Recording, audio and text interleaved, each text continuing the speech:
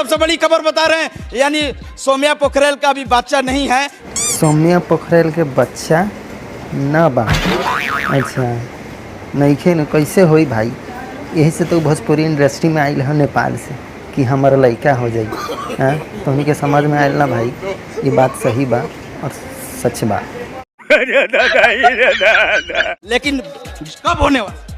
वो अब खेसारी जी के साथ काम करेंगे उसके बाद। खेसारी जी के साथ काम करेंगे उसके बाद? अरे भाई हद बा भाई, समझ गई हो खबा भाई। हाँ काम करे का मतलब कि ओकर साथ सूती उठी बैठी ठकवाई तब जाके लड़का हो। लगा तो ओकर पति में ना दम नहीं खे, यही से खेसारी लाल के पास आयल बिया सौम्या पोखरेल।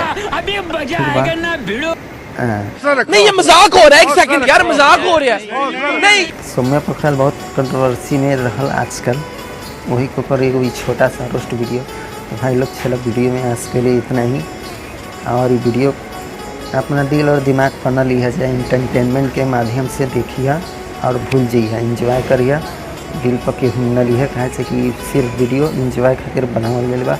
अगर हमारे वीडियो अच्छा लगल बा तो चैनल के सब्सक्राइब कर लिया और बेल आइकन प्रेस कर दिया और लाइक शेयर कमेंट दोस्तों के पास कर दिया।